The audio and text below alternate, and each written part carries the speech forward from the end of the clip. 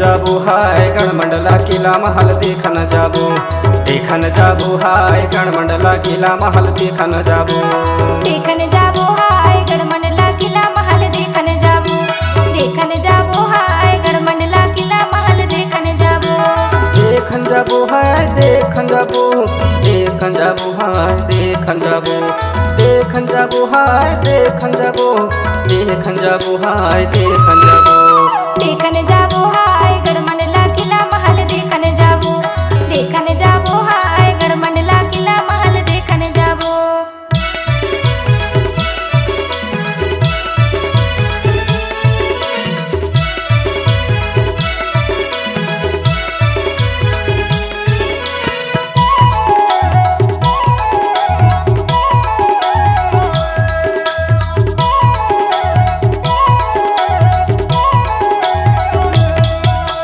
गढ़मंडल के वंश मराबी जन्म रे लिए,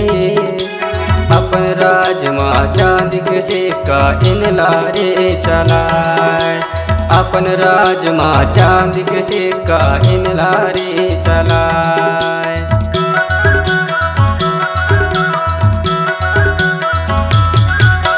गढ़मंडल में वंश मराबी जन्म रे लिए, अपन राज माँ चांद के सिक्का इन लारे चलाए, अपन राज माँ चांद के सिक्का इन लारे चलाए। देखन जाबू हाय देखन जाबू, देखन जाबू हाय देखन जाबू, देखन जाबू हाय देखन जाबू, देखन जाबू हाय देखन जाबू, देखन जाबू हाय गढ़मंडला किला महल देखन जाबू, देखन जाबू हाय गढ़मंडला किला महल देखन जाबू।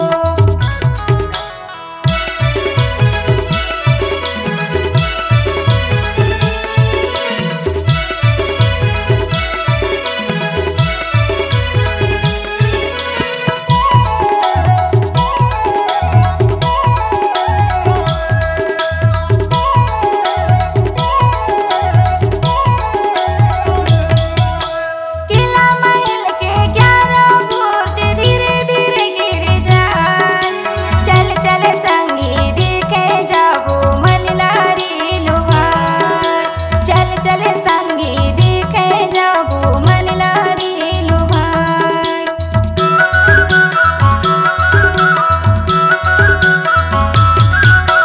किला महल के 11 बुर्ज धीरे धीरे गिर जाए, चल चल संगी देखे जाबू मन लारी लुभाए, चल चल संगी देखे जाबू मन लारी लुभाए।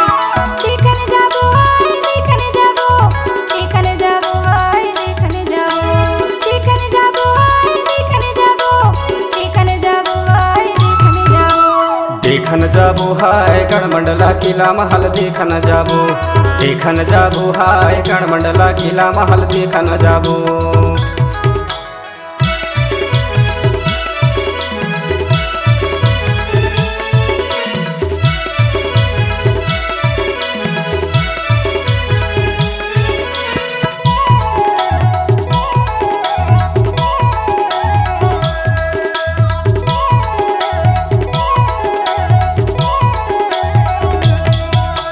नर्मदा नदी और बंजर नदी के संगम माँ बनवाए,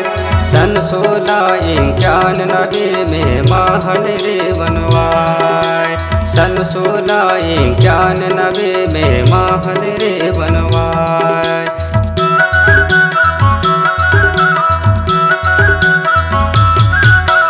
नर्मदा नदी और बंजर नदी के संगम माँ बनवाए, सन 1691 में महल रे बनवाए, सन 1691 में महल रे बनवाए। देखन जाबू हाय देखन जाबू, देखन जाबू हाय देखन जाबू, देखन जाबू हाय देखन जाबू, देखन जाबू हाय देखन जाबू, देखन जाबू हाय गढ़मंडला किला महल देखन जाबू, देखन जाबू हाय गढ़मंडला किला महल देखन जाबू, देखन जाबू हाय देखन जाबू, देखन जाबू हाय देखन जाबू, देखन जाबो हाय देखन जाबो देखन जाबो हाय देखन जाबो देखन जाबो हाय गढ़मंडला किला महल देखन जाबो देखन जाबो हाय गढ़मंडला किला महल देखन जाबो देखन जाबो हाय गढ़मंडला किला महल देखन जाबो देखन जाबो हाय गढ़मंडला किला महल देखन जाबो गढ़मंडला किला महल देखन जाबो गढ़मंडला किला महल देखन जाबो गढ़मंडला किला महल देखन जाबो